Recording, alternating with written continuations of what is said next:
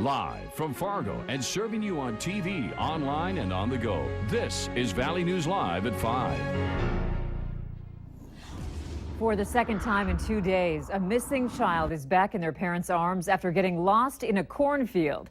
Good evening, everyone. Thank you for joining us. We've been following this breaking news story all afternoon as neighbors, a drone, and a private helicopter searched for a missing 2-year-old boy. Valley News Team's Ashley Bishop has more from rural Untitled County, Minnesota. According to family members, the 2-year-old boy was out in the cornfield with his father, who was irrigating the field. The 2-year-old wandered away from his father.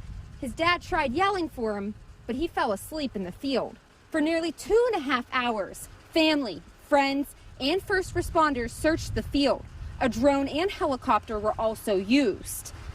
The helicopter ended up finding the little boy. When searchers got to him, the little boy was still napping.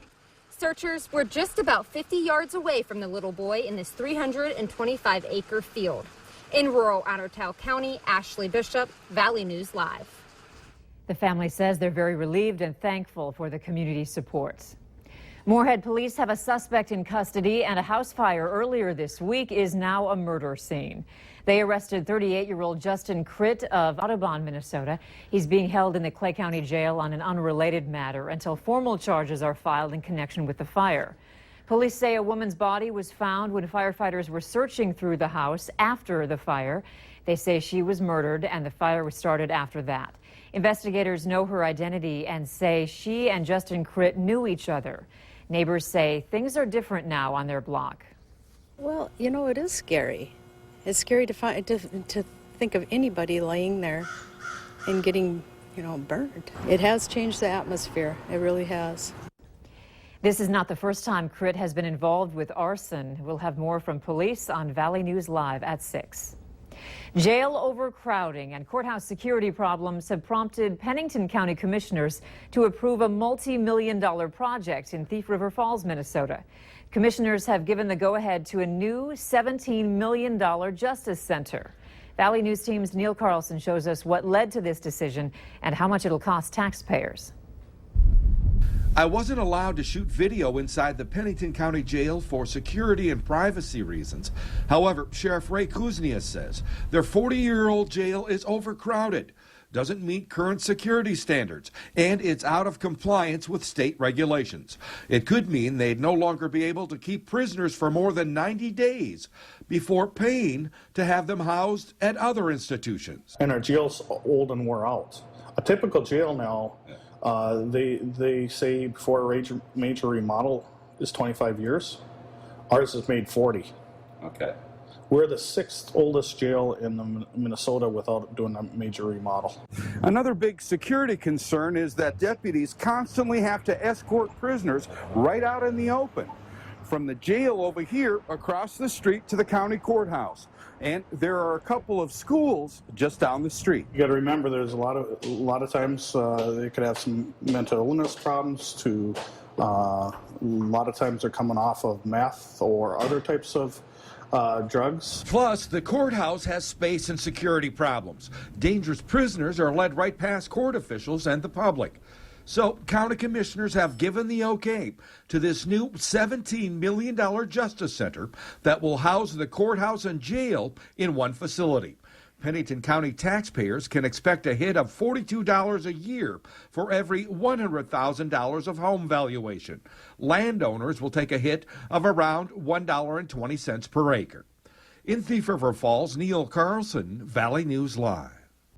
Construction of the new Justice Center is expected to begin around late August and should be complete roughly 18 months later. A man charged with being nude while threatening to kill and rape children at a bus stop has pleaded guilty.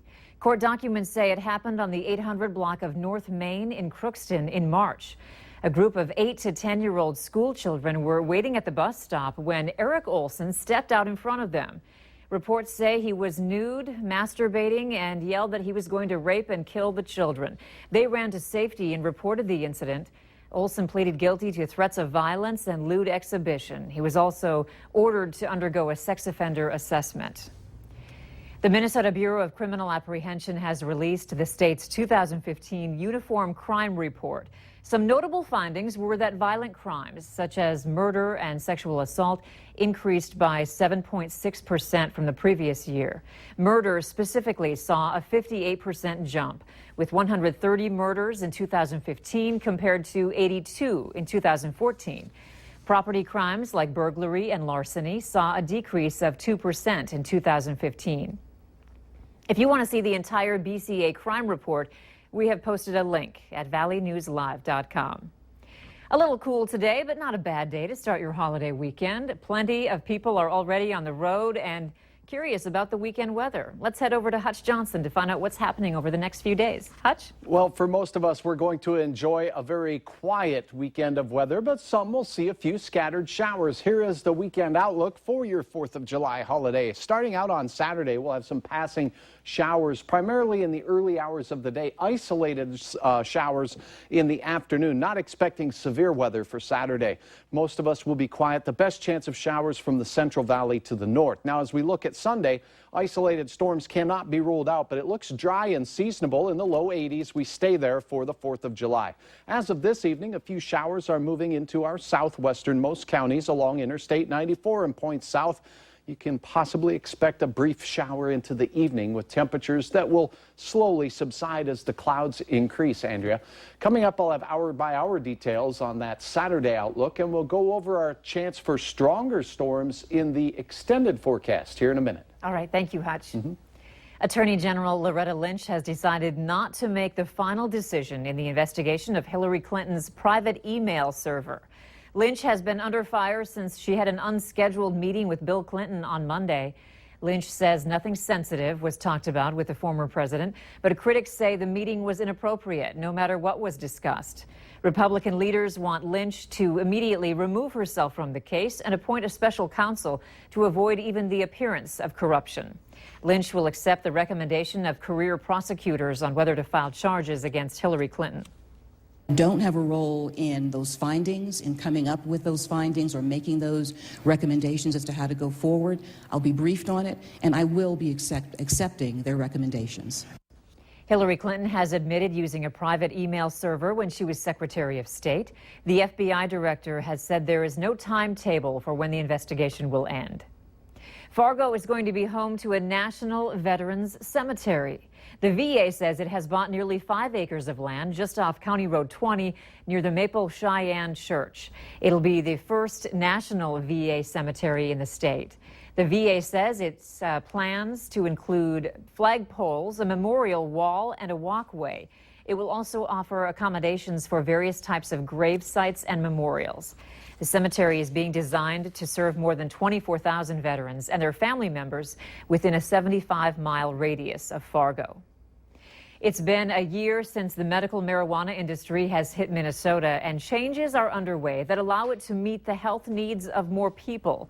The state program will add intractable pain or chronic pain as a qualifying condition, and patients can be certified by a registered healthcare practitioner. There are currently 8 medical marijuana dispensaries in Minnesota, including one in downtown Moorhead that opened on June 18th. It's that time of year again. Many people are preparing to celebrate the holiday weekend with a bang. But as the day approaches, Fargo police warn about the dangers of fireworks. Those do present a fire hazard. They do present an exploding hazard. We have had people who've lost their lives within the past few years because they lit off a firework that they manipulated and tried to change. Coming up tonight, Valley News Team's Nicole Johnson introduces us to a man who lost his hand during a fireworks accident years ago. Hear his 4th of July warning on Valley News Live, 10 at 10. And thanks to a community pulling together, a tradition is being carried out in the city of Moorhead. For more than 40 years, a fireworks show has been given at MSUM's Nemzik Field. Now, the Moorhead Business Association, along with donors, are continuing the show after the college said they needed to bow out. The MBA says it's proud of the city and businesses that helped make this year's show possible, but also want to ensure it continues for the next 40 years. What we'd love to do is have 2 or 3 years out in front of us so that we're not like every year wondering, okay, is it going to happen next year? We'd love to just say this is going to be the NBA thing for the foreseeable future. The fireworks will start Monday night at 10:30. With modern